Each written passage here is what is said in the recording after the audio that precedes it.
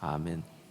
사도 바울은 이미 사도행전 20장에 나오는 이 성령의 인도하심 이전에도 본인이 계획했던 그 길목이 아닌 다른 길목으로 인도하시는 성령의 인도하심을 경험했었습니다. 사도 바울은 그 소아시아 지역으로, 즉 이제 에베소나 또 뭐 빌립보나 골로새나 이런 우리가 잘 알려진 소아시아 지역의 교회들을 계속 돌아보려고 했는데 하나님께서 정반대 방향, 마게도냐 방향, 이제 그 소아시아가 주로 그 터키 지역에 있었기 때문에 마게도냐라는 것은 유럽의 첫 관문이죠. 근데 하나님께서 환상 가운데 마게도냐 지역 사람들이 건너와서 우리를 도우라라는 그 음성을 주셔서 소아시아 지역, 즉 터키 지역의 사역을 잠시 내려놓고 이제 유럽의 첫 관문인 당시 이제 빌립보라 불리는 그 관문에 복음을 전하러 가게 되었고, 거기서 자주장사 루디아를 준비해 놓으신 하나님의 손길과 교회가 세워지게 하시는 복음 전파 역사를 경험했었습니다. 그리고 이제 본인은 주님의 인도하심에 따라 복음을 전하는데 사도행전 20장에서 방금 고백한 대로 성령께서 자기에게 이렇게 표현합니다. 내가 성령에 매였다. 영어로 보면 compelling by the Spirit, 즉 성령에게 강제로 붙들렸다. 그 말은 자기가 예루살렘 행을 계획한 것이 아니라는 거죠. 근데 성령이 예루살렘으로 가자 하십니다. 굳이 그 앞에 이미 두 번의 예언, 또 이 고백 이후에도 또 한 번의 예언이 등장하면서 사도 바울이 그 예루살렘 행에서의 그 예루살렘에서 어떤 일을 당할지 이미 예언이 있었지만, 사도 바울도 굳이 예언이 아니더라도 그 예루살렘에서 어떤 일을 당할지는 불을 보듯 뻔한 얘기죠. 왜냐하면 예전에 자기가 예수를 핍박했던, 그리고 지금도 예수를 핍박하고 있는 그런 유대인들이 예루살렘에 본거지로 기다리고 있고, 자신들과 같이 예수를 핍박했던 얘가 이제는 예수를 전한다는 것을 다 듣고 알고 있던 터였습니다. 그리고 이 사건 이후에 사도행전의 기록을 보면 사도 바울은 여지없이 그들에게 붙들려서 그 결박과 환난을 당하게 됩니다. 그런데 사도 바울은 예언을 들어 알고 있으며 또한 자기 스스로도 그것을 충분히 감지하고 있었지만 이렇게 얘기합니다. 성령에 매여, 성령에 매여. 인간적인 계획과 인간적인 생각에서는 그 길을 계획할 수 없지만 어쩌면 이렇게 얘기할 수 있겠죠.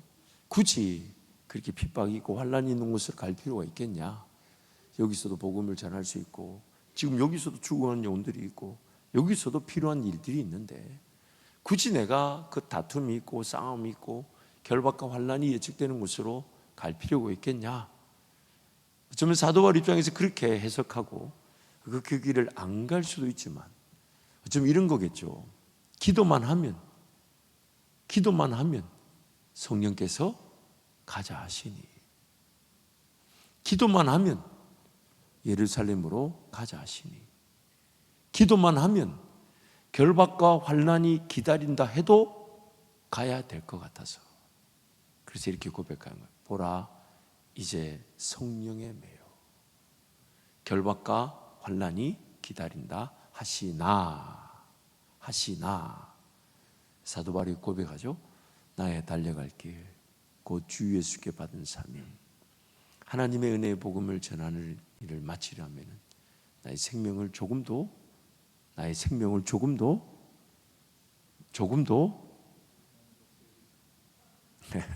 제가 못 외워서 하는 게 아니라 여러분한테 기회를 주는 거잖아요. 나의 생명을 조금도 귀한 것으로 여기지 않겠다. 여러분 참고로 이 구절은 제가 제 결혼할 때 그 식순에 그 종이 순서지대에다가 다 적어 놓았던 말씀이에요. 그리고 그것이 그렇게 힘든 말씀인 줄 모르고 지금까지 끌려왔습니다만,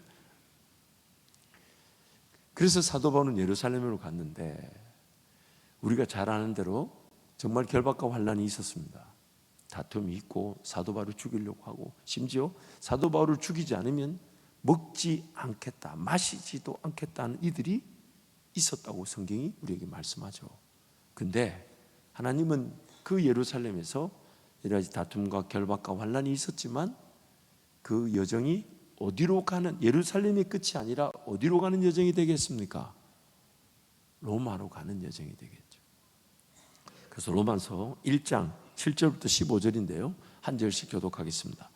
로마에서 하나님의 사랑하심을 받고 성도로 부르심을 받은 모든 자에게 하나님 우리 아버지와 주 예수 그리스도로부터 은혜와 평강이 있기를 원하노라. 먼저 내가 예수 그리스도로 말미암아 너희 모든 사람에 관하여 내 하나님께 감사함은 너희 믿음이 온 세상에 전파됨이로라. 내가 그의 아들의 복음 안에서 내 심령으로 섬기는 하나님이 나의 증인이 되시거니와 항상 내 기도에 쉬지 않고 너희를 말하며 어떻게 하든지 이제 하나님의 뜻 안에서 너희에게로 나아갈 좋은 길 얻기를 구하노라. 내가 너희 보기를 간절히 원하는 것은 어떤 신령한 은사를 너희에게 나누어 주어 너희를 견고하게 하려 함이니 이는 곧 내가 너희 가운데서 너희와 나의 믿음으로 말미암아 피차 아니함을 얻으려 함이라. 형제들아 내가 여러 번 너희에게 가고자 한 것을 너희가 모르기를 원하지 아니하노니 이는 너희 중에서도 다른 이방인 중에서와 같이 열매를 맺게 하려 함이로되 지금까지 길이 막혔도다. 헬라인이나 야만인이나 지혜 있는 자나 어리석은 자에게 다 내가 빚진 자라. 함께 갑니다. 그러므로 나는 할 수 있는 대로 로마 있는 너희에게도 복음 전하기를 원하노라. 아멘. 사도행전 방금 읽었던 우리 본문 20장에서의 그 사건 기록 시간을 볼 때 사도 바울은 예루살렘으로 성령에 매여 끌려가기 전에 로마 교인들에게 이렇게 편지를 썼던 것이죠. 로마 교인들에게 방문하고 싶었지만 여러 번 시도했지만 길이 막혔다. 그리고 로마서를 쓸 때만 해도 지금까지 길이 막혔다.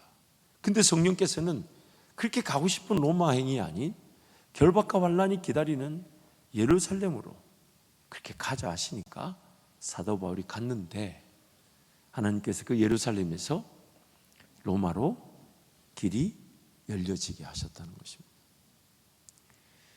하나님의 역사가 일어날 때는 항상 세 가지 조건이 함께 동반되어져야 됩니다. 이 세 가지가 딱 맞아떨어져야 돼요. 첫 번째는 하나님의 뜻이 있는 것. 아무리 좋은 일이라 해도 하나님의 뜻이 없다면 그 일은 이루어질 수 없습니다. 내 일이 아니거나 누군가 일이거나 아니면 교회적 일일 수 있지, 아무리 이렇게 해서 이렇게 일을 하면 좋은 일이 되고 사람들이 예수님 만나겠지, 그럴 수 있습니다. 하지만 나를 향한 뜻이 아닐 수가 있죠. 항상 하나님의 뜻이 있어야 됩니다. 하나님의 계획이 있어야 되고 하나님이 그 일을 하겠다 하시는 분명한 인도하심이 있어야 돼요. 두 번째는 하나님의 뜻이 있는 가운데 뭐가 있어야 되냐면 제일 중요한 게 하나님의 시간입니다. 하나님의 때입니다. 아무리 좋은 일도 마음이 막 급해지면 안 돼요. 분주해지면 안 돼요. 나부터 정말 여러분 이 세 가지 요소를 제가 여러분한테 한 100번은 얘기했을 것 같은데 오늘도 새롭게 들어주시는 여러분을 보면서 너무 은혜다 싶습니다. 참 목사를 지지해주는 여러분의 시선은 얼마나 큰 위로가 되는지 모릅니다.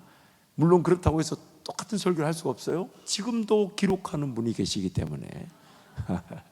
근데 여러분 하나님의 뜻이 분명히 있다면 그 뜻은 반드시 하나님의 시간, 그때에 결정이 됩니다. 어쩌면 대개의 경우 하나님의 뜻은요, 나부터 기도하게 하시고 나부터 인내하게 하시고 내 기도가 먼저 쌓여져서 그래서 그 때를 위한 기도가 되게 하시죠.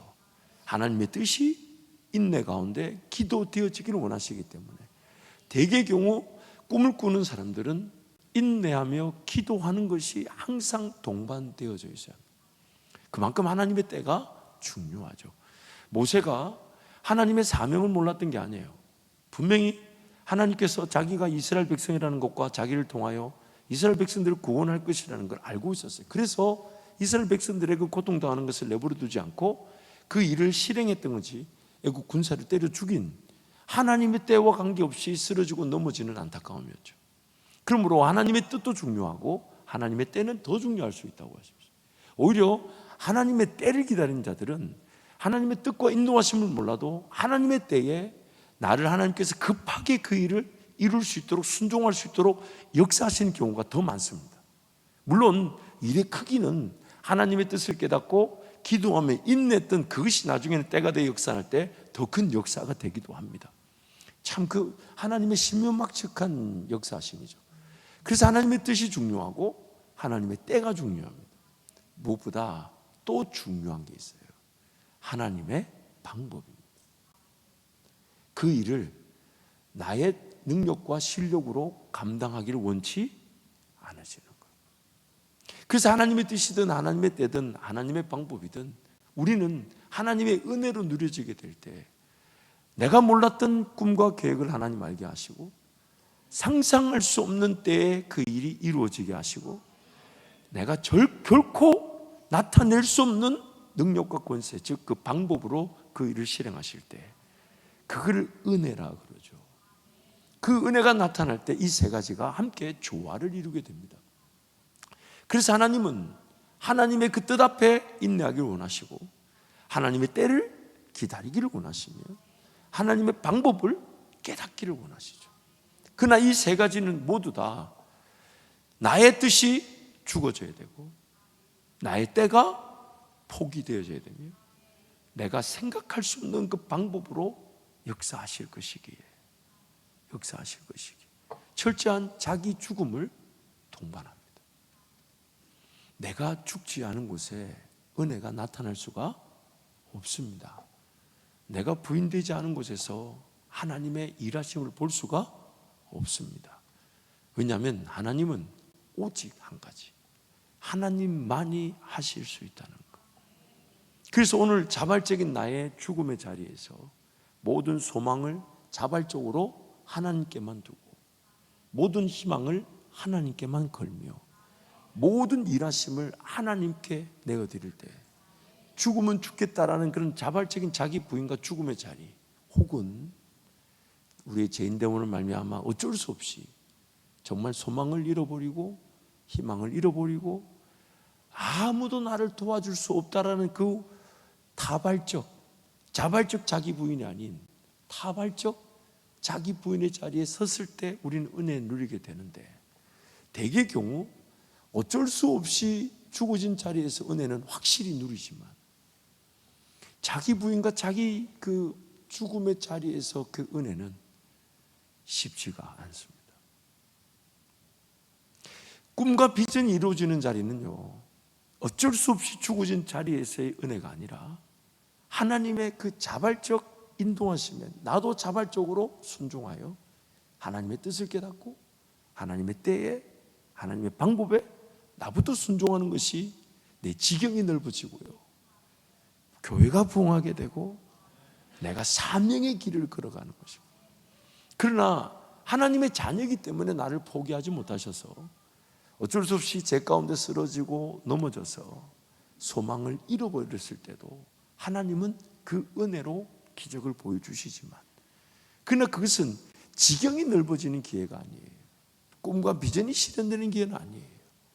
나를 보호하시고 나를 지켜주시고 나를 살려주시고 다시 하나님과 동행할 수 있는, 어쩌면 자기 부인과 죽음의 자리에 다시 나아갈 수 있는 회복의 시작이 되는 것이죠. 은혜라는 것은, 하나님의 은혜라는 것은 내가 완전히 죽어진 자리, 그 자리가 아니면 하나님의 은혜가 나타나지 않습니다. 이런 표현 절대로 나타나지 않습니다. 내가 완전히, 그러면 절대로 나타나지 않기 때문에 오늘 우리가 신앙생활이 식상해지죠. 비은혜의 자리에서, 그래서 기도해야 되는데 기도가 안 돼요. 분명히 하나님의 은혜가 있으면요, 어떤 문제가 있든 어려움이 있든 경제적으로 힘들든 뭐 죽을 지경이든 간에 하나님 은혜가 있으면 기도가 살아나고 예배가 사모되어지고 말씀을 읽고 싶을 수밖에 없을 텐데, 아무리 다 갖추고 있어도 삶이 좀 괜찮다 싶어도 하나님 은혜가 없으면 성경 한번 이게 펴기가 쉽지 않고, 기도해야 된다는 그 생각은 부담으로만 나를 괴롭히게 되고, 예배 자리 가긴 가지만 감격이 없고 감사가 없어요. 이게 오늘 차갑지도 뜨겁지도 않은 우리의 영적 위기죠. 그래서 하나님 은혜만 있으면 되는데, 그 하나님 은혜가 없는 이유는 많은 이유가 있을 수 있지만 딱 한 가지는 분명합니다. 내가 죽지 않은 자리에서, 내가 부인되지 않은 자리에서 하나님 은혜는 없습니다. 없습니다. 내가 부인되지 않고 내가 죽지 않은 자리에서 하나님이 길을 인도하시지 않습니다. 그러다 보니까 뭐만 있냐면, 부인되지 않은 나, 죽지 않은 나가 어떤 문제를 일으키냐면 다툼을 일으키죠. 뭔가 대화 간에 소통이 안 되고 합의가 안 되고 싸움이 일어나고 나부터 평안하지 않고 나부터 기쁘지 않고, 그러다 보니까 자연스럽게 은혜가 없는 성도들이 비은혜의 자리에서 말마다 뭘 얘기하냐면 탓을 얘기합니다. 저게 없어서, 이게 없어서.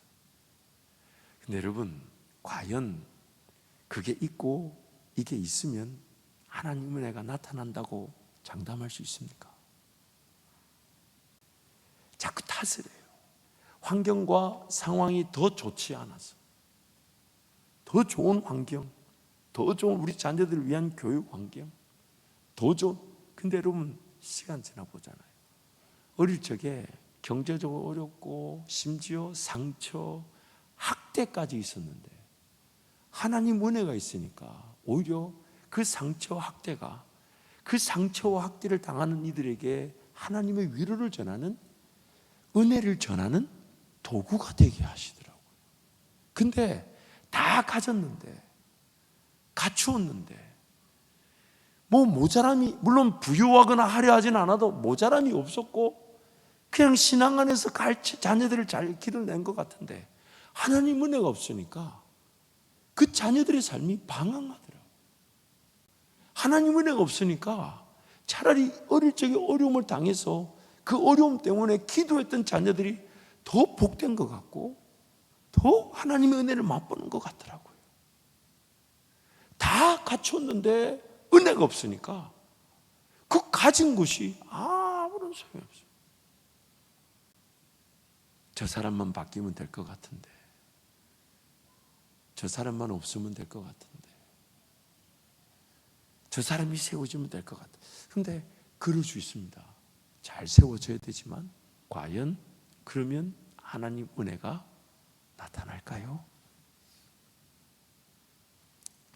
이미 우리가 말씀을 나눈 대로 하나님 은혜는 뭐 탓이, 뭐 없어서, 뭐가 부족해서, 뭐 누군가 세워지지 않아서 있다 없다 그렇게 판단되지 않습니다. 오히려 자세히 들여다보면 뭔가 이게 부족하고 이게 아쉽고 저거 없어서 이 상황이, 이 환경이 이래서라고 보고 있는 내가 과연 부인되어진 걸까요? 아니면 아직 살아있는 걸까요? 한번 자세히 들어보세요. 지금 내가 주님께로 달려 나와야 되는 줄 아는데 이 직장 상황이 해결이 안 돼서 그래요. 내가 하나님을 섬겨야 되는데 이것 때문에 지금 내가 저것 때문에 어려워. 지금 나 좀 쉬어야 되겠어. 여러분 한번 생각해 보세요. 나 좀 쉬어야 되겠다는 것은 은혜가 있다는 뜻일까요? 없다는 뜻일까요? 한번 여러분, 죄송합니다. 여기 해당되는 분들이 몇 분 계세요. 저하고 직접 대화를 나누신 분이 한 서너 분 계신데 죄송해요. 여러분 지적해서 하는 얘기가 아니라 제가 이미 대화 나누면서 얘기한 대로 나 좀 쉬어야 되겠다.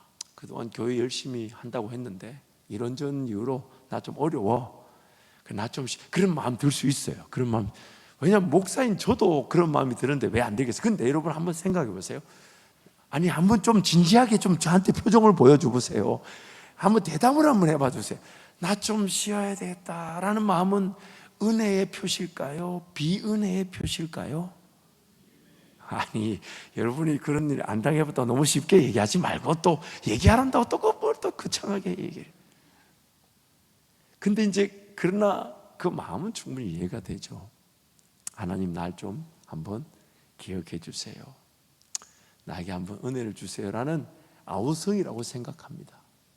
그 순간에는 잠깐 목사님 나를 위해 기도해 주세요. 잠깐 시간을 가져야 되겠습니다. 기도의 시간을 가지겠다는 그 마음인 줄 압니다만은, 그러나 여러분 신앙생활에 가는 중에 아우 나 좀 힘들어, 그래서 좀 쉬어야 되겠어 라고 말하는 순간 지금까지 힘이 빠지게 만든 그 교회 일, 교회 사역이 성령의 능력으로 감당되어졌다는 뜻이에요. 내 힘으로 감당되어졌다는 뜻이에요.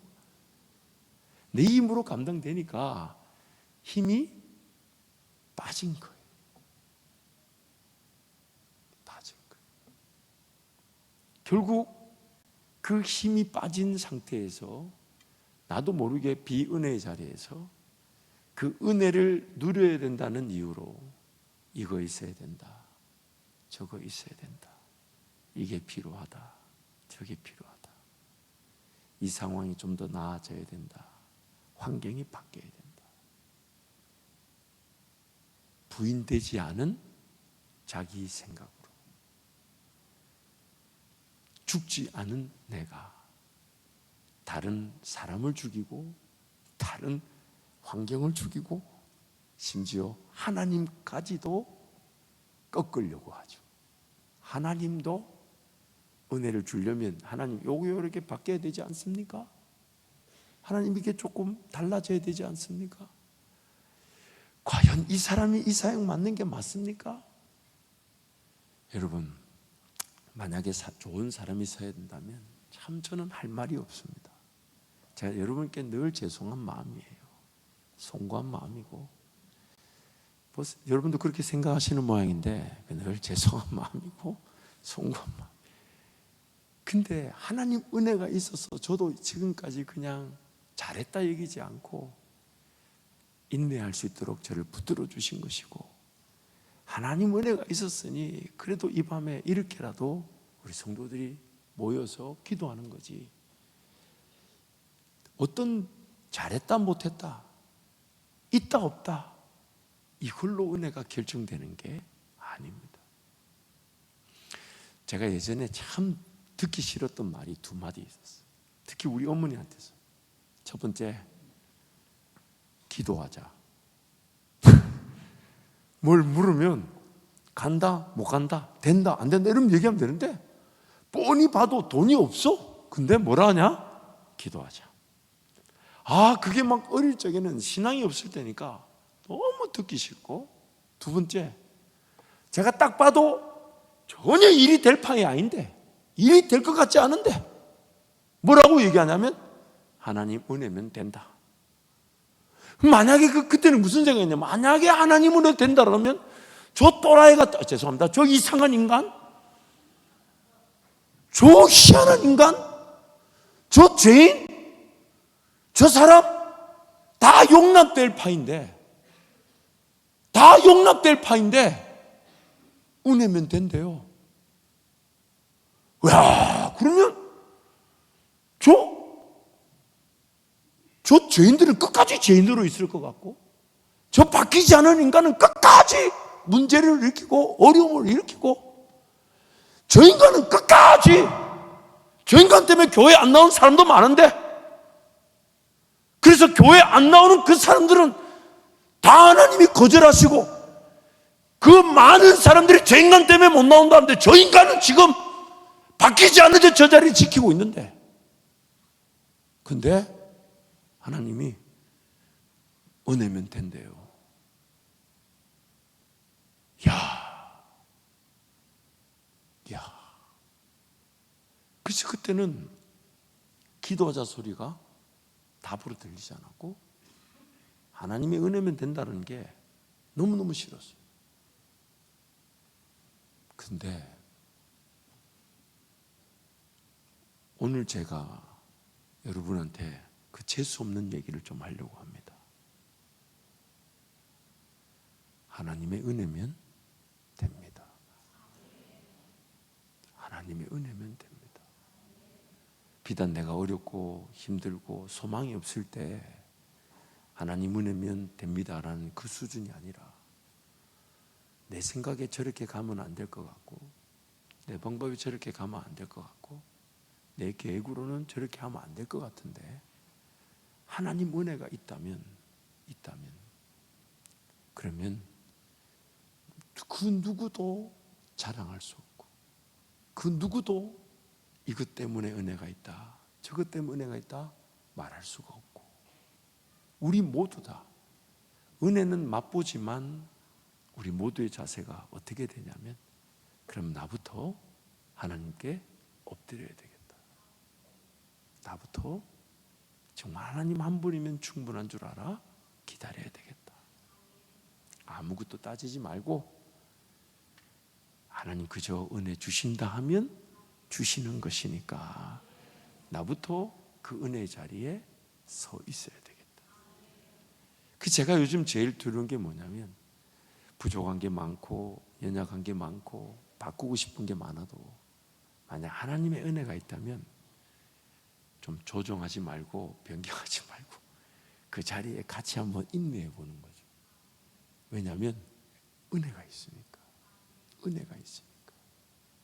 그러나 아무리 우리끼리 최선을 다해 의견을 조율하고 계획을 세우고 방법이 세워서 합의가 되고 함께 꿈꾸는 것만 해도 행복해도 하나님 은혜가 없으면 아무 소용이 없어요. 오히려 좀 부족하고 연약한데 좀 못마땅하고 좀 힘들고 진짜 지치게 만드는데, 하나님 은혜가 있다면 그 자리에 불신앙이라 할지라도, 내가 믿지 못한다 할지라도 그 자리에 서고 싶어요. 그 자리에 있고 싶어요. 종종 이제 그런 성도들의 간증을 듣습니다. 어떤 회사를 운영하시는 분이 회사 내에 함께 했던 이들의 그런 혼란과 다툼 그리고 갈등이 있다가 기어이 막 내부적으로 분란이 일어나고 분열이 일어나고 고소고발이 난무하고 회사 내부에서는 완전히 무너질 판인데, 전혀 뜻밖의 하나님께서 어느 한 직원이 우연히 어떤 부동산을 찾다가, 그리고 그 공간 하나 임대하려고 했던 것이 그 건물을 사게 하시고, 그 건물에 굵직한 은행이 세대로 살게 하면서 그 건물을 얻었는데 그 건물에 들어간 돈이 없고 매달 융자금까지 걱정하지 않아도 건물을 쓸 수 있는, 건물은 생겼는데 융자금까지 하나님이 책임져 주셔가지고 이쪽에 해결하고 싶은 문제, 해결하고 싶은 그런 어려움은 여전히 잔뜩 쌓여 있는데 하나도 해결이 되지 않았는데 하나님이 다른 곳에서 다른 어떤 엉뚱한 은혜를 막 부어주실 때가 있어요. 이야, 이게 뭐지? 나는 지금 이 문제를 해결하고 싶은데, 나는 지금 이걸 처리하고 싶은데, 나는 이건 이렇게 해야 된다고 지금 옳다고 여기는데, 또 많은 사람들이 그렇다고 하는데 하나님 그 문제에 대해서는 잠잠하시고 전혀 다른 쪽에서 뭔가 하나님이 은혜를 주셔서, 그래서 제가 예전에 어렸을 때 제가 따랐던 목사님들한테 들었던 말 중에 참 불편했던 말이 있었는데 이제 제가 그 말을 합니다. 몰랐던 거죠. 그분들이 뭐라 그러냐면, 제가 막 흥분해서 얘기하면 김 목사 나도 알아, 이해되지 않아, 근데 김 목사 그냥 담임 목사 믿고 그냥 포기하고 내려놓고 김 목사가 져줄래? 그냥 김 목사가 인내해 줄래? 와, 그 말 듣는데 속에서 막 불이 더 나는 거예요. 이게 무슨 이해가 상호간에 어떤 조정도 아니고 의견 수렴도 아니고 막무가내 식으로 그냥 툭 덮어두고 너는 그냥 담임 목사 말 듣고 순종해 줄래? 이러는데, 야, 천불이 나오는데 진짜 입 열었으면 아마 용처럼 불이 나왔을지도 몰라요.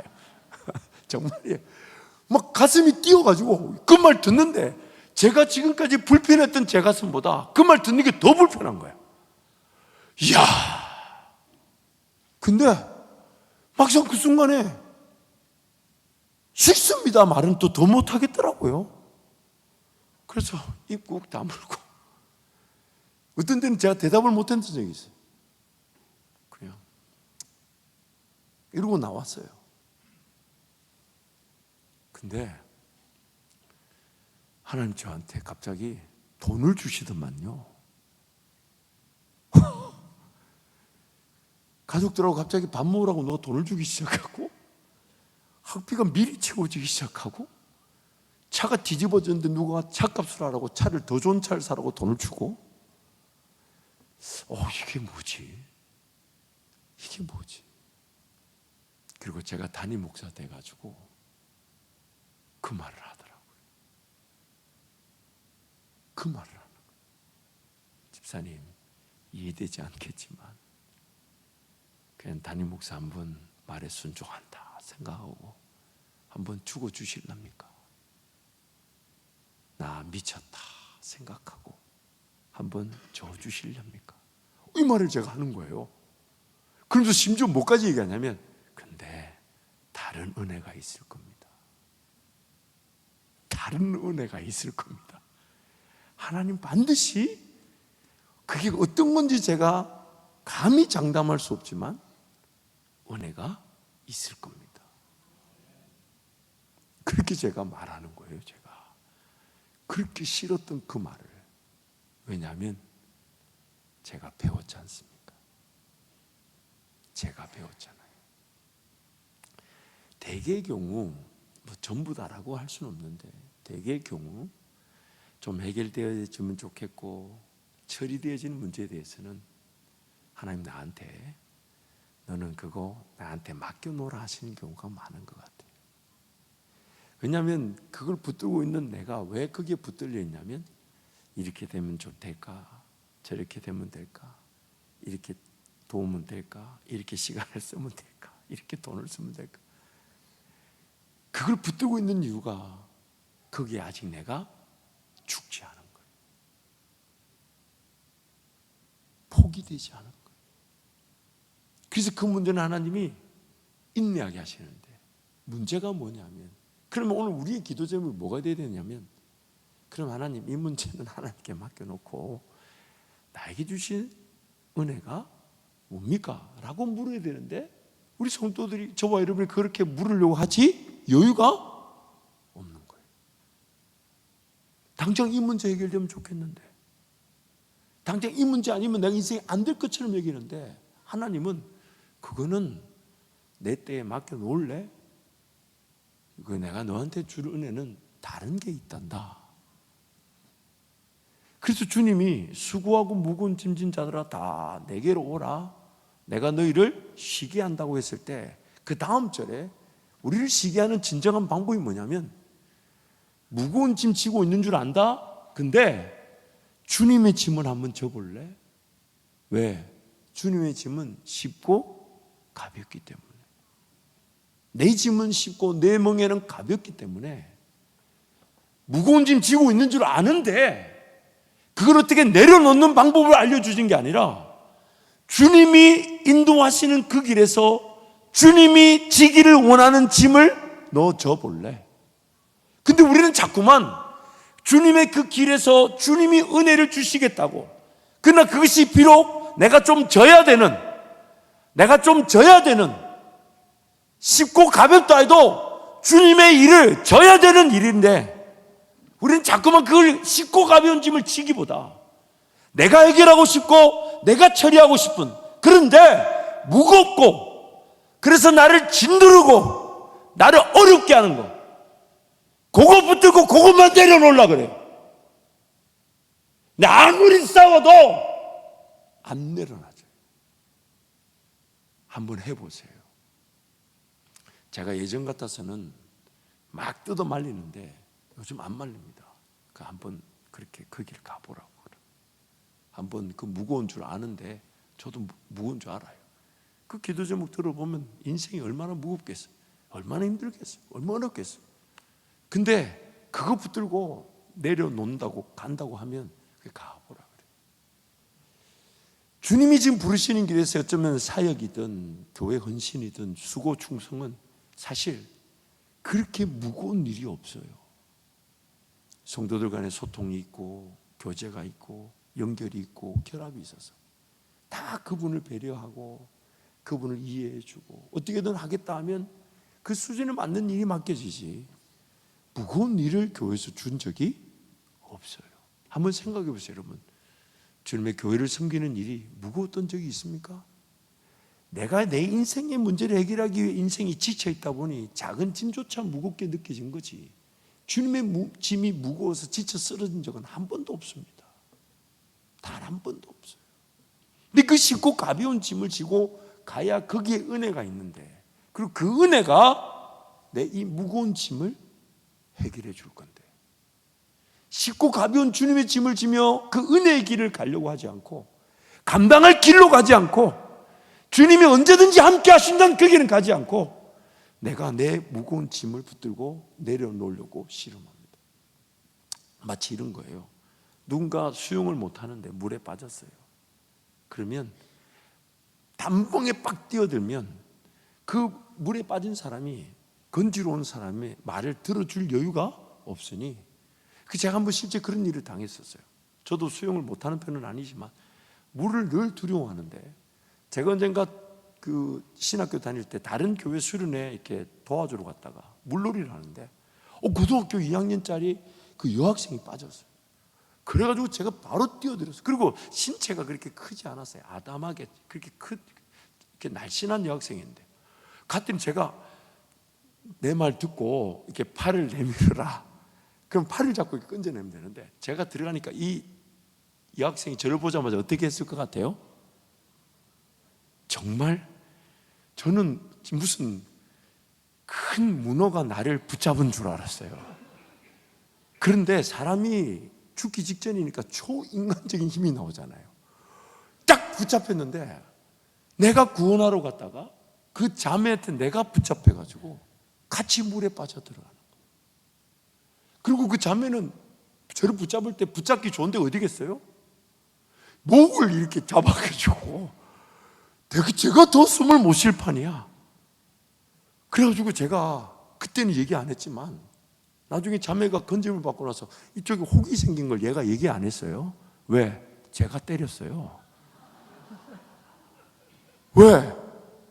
안 때리면 같이 죽을 판이에요. 지금 힘을 빼야 되는데 힘을 안 빼고 붙들고 있어요. 여러분, 마찬가지예요.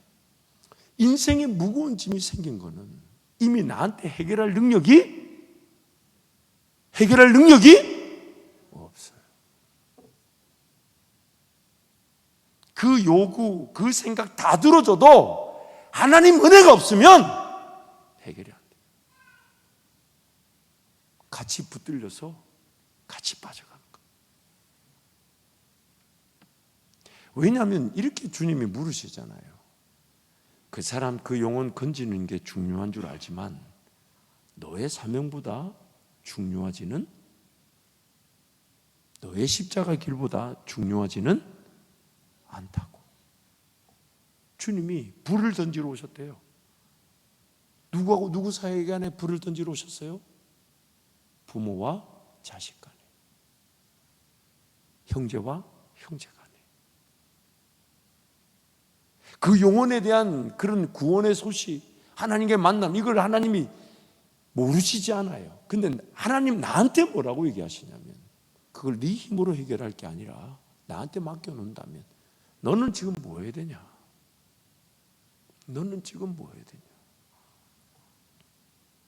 그래서 이미 주님이 3번의 비유를 통해서 인자는 머리 둘 곳이 없다, 주님을 따르는 길이 더 잘 먹고 더 잘 마시기 위한 길이 아니라는 것을, 죽은 자들을 장사하고 오겠다는 제자에게 죽은 자들은 죽은 자들로 장사하게 하고 너는 나를 따르라.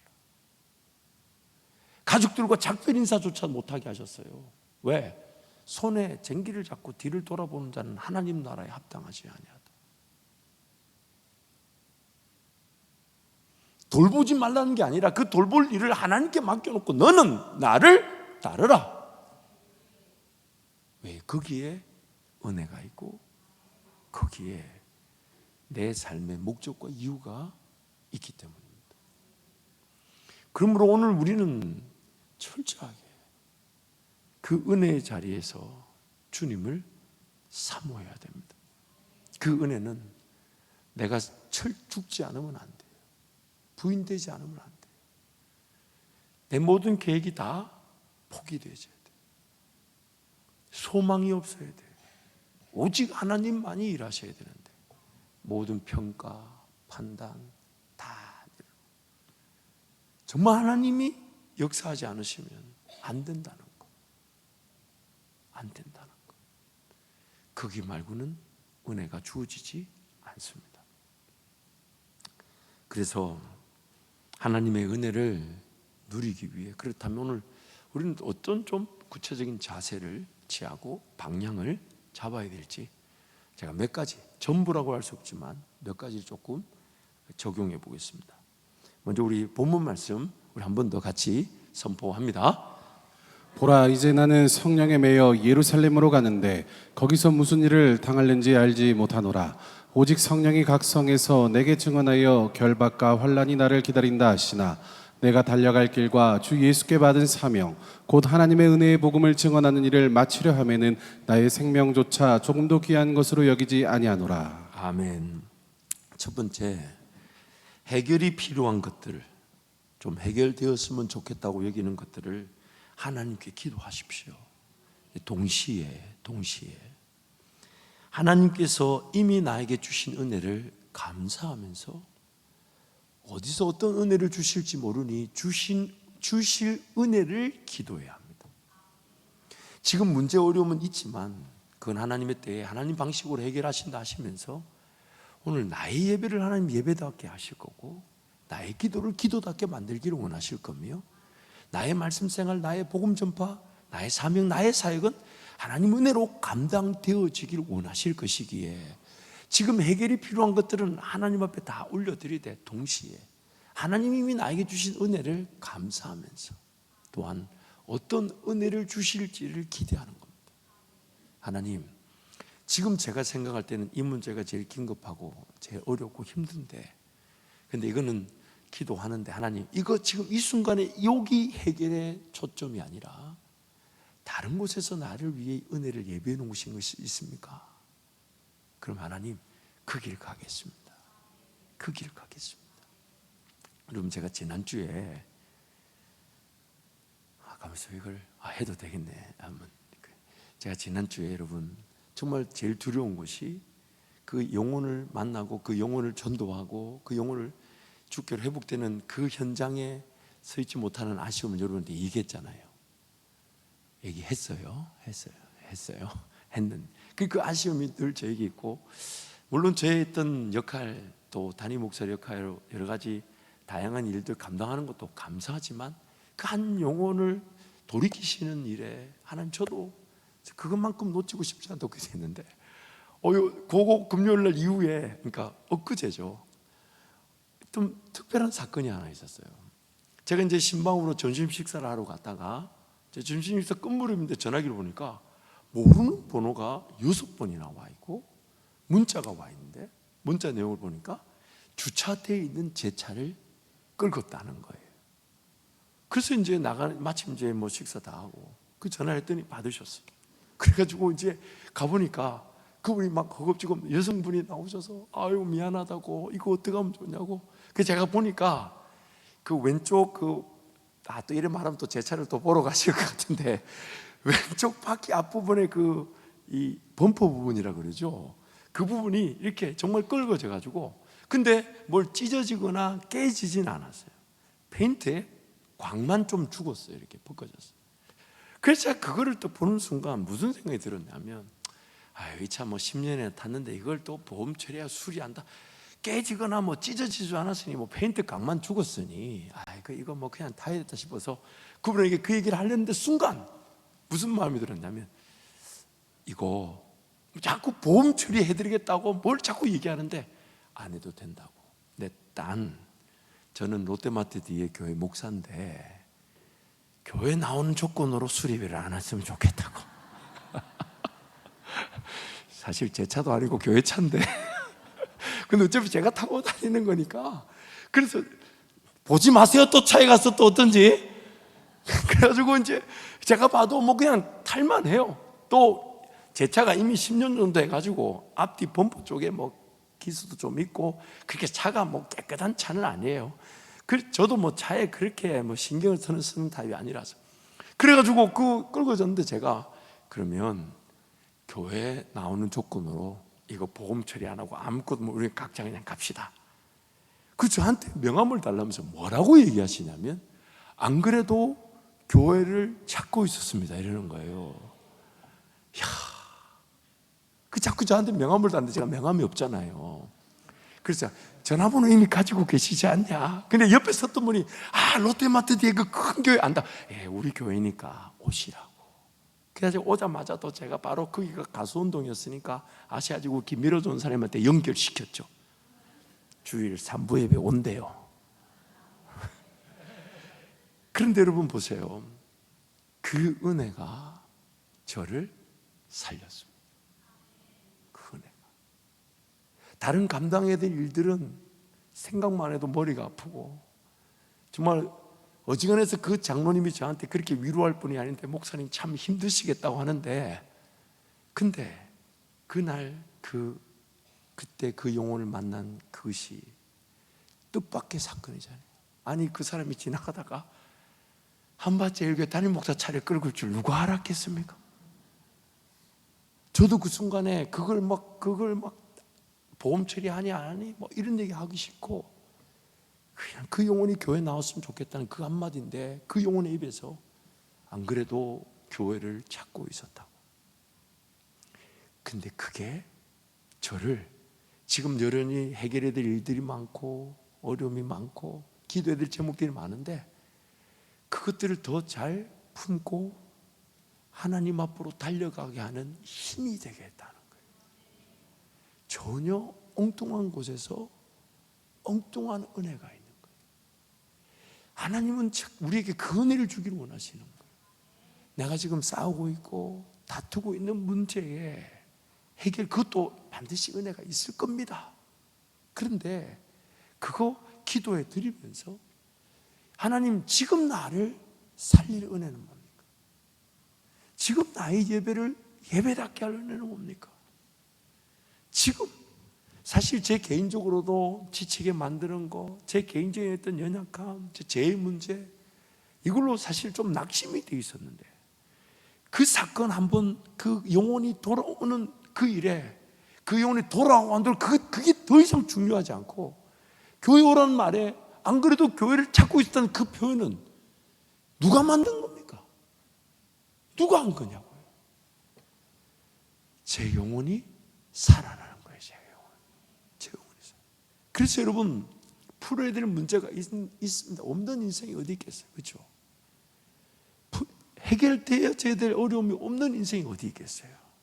그걸 기도하시면서 하나님 나에게 주신 은혜 감사하면서 지금 이런데도 하나님 나에게 먼저 주고자 하시는 은혜가 뭡니까?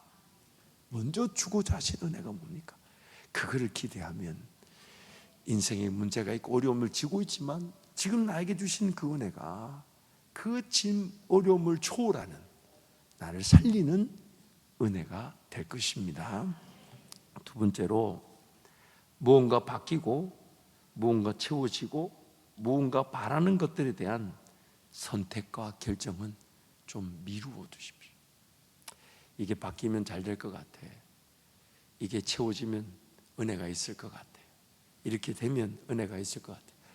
그것에 대한 선택과 결정은 조금 미루어 두시고 지금 나에게 어떤 길을 걸어가기를 원하시며 지금 내가 어떤 사역을 감당하기를 원하시며 이런데도 하나님은 나에게 뭔가 할 일이 있다 하시면 하나님 그 길, 그 사역, 그 할 일을 감당할 수 있도록 도와주십시오. 도와주십시오. 그게 주님의 쉽고 가벼운 짐을 지는 거니까. 왜냐하면요, 당장에 은혜가 없다 해도 근데 누군가 볼 때 그 사람이 그 문제, 그 어려움 속에서도 그 사명, 그 사역을 감당하는 것은 감당하고 있는 그 순간도 은혜겠지만 시간이 지나고 보면 제일 감사한 게 뭔지 아세요? 내가 심을 만한 때가 아닌 때에도 시간과 물질을 심을 수 있었던 것이 열매를 맛보게 되는 날 최고의 감사가 됩니다. 심을 만할 때 심는 건요 당연한 겁니다. 근데 도저히 그런 길, 그런 사역, 그런 일을 행할 수 없을 것 같은, 진짜 힘든데 주님이 그걸 알게 하셔서 그에 그냥 인내하고 그냥 거기 버텼을 뿐인데, 나중에 지나고 보면 그 문제를 핑계로 그냥 그 문제에 갇혀 있었던 것이 아니라 그 문제 어려움 있는 중에도 하나님 나에게 시간이든 물질이든 헌신하는 그 심음의 기회를 주셔서 그 열매를 맛보게 하실 때 그게 최고의 감사가 돼요. 말씀을 준비하면서 구약에 좋은 예가 하나 떠올랐어요. 고라와 다단과 아비람이란 자들이 나머지들을 부추겨서 모세와 아론의 리더십을 대항했죠.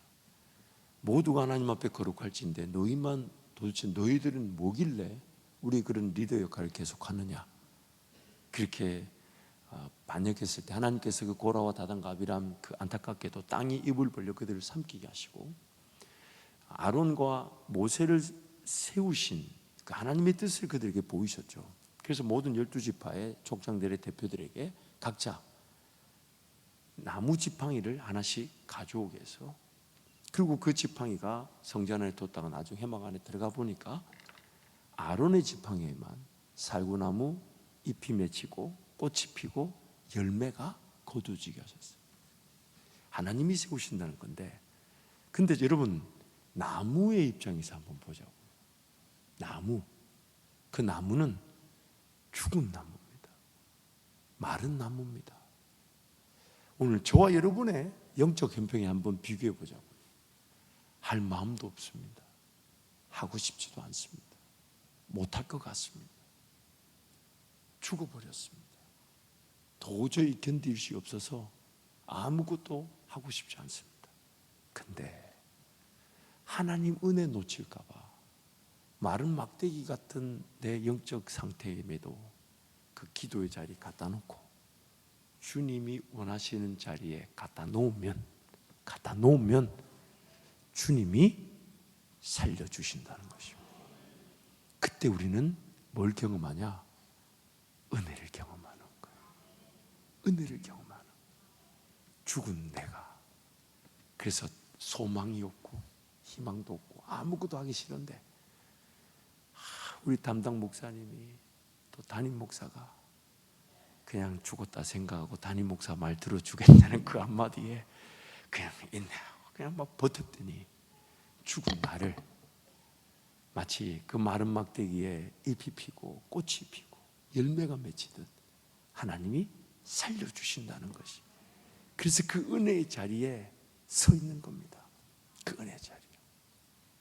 세 번째, 벌써 세 번째인데 세 번째인 줄 아셔야 될 줄 믿습니다. 아멘. 세 번째, 하나님의 은혜로 오늘이라는 삶이 유지되고 있음을 늘 기억해야 됩니다. 즉 하나님의 전적인, 잘 안 보이네요. 주여 눈이 좋아질지어다. 하나님의 은혜로 오늘의 삶이 관리되고 유지되고 있다는 것을 기억해야 되는데, 이 말이 무슨 말이냐?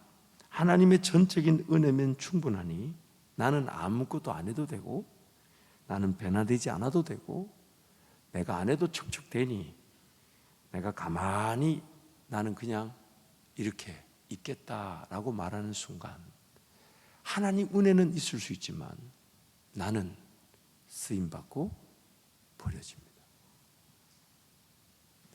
내가 아무것도 안 해도, 내가 아무 일을 하지 않아도, 다시 안경 안 보이네. 내가 아무것도 안 해도 알아서 하나님이 척척하실 거니까. 은혜가 나타났네. 그래서 나는 아무것도 안 해야지. 내 약함, 내 부족함, 내 변화, 나의 성장, 하나님을 더 알아가고 예배의 자리, 기도의 자리, 그냥 아무것도 안 해도 되겠다라고 한다면 은혜는 있을 수 있습니다. 근데 그 사람은 쓰임받고 버려집니다.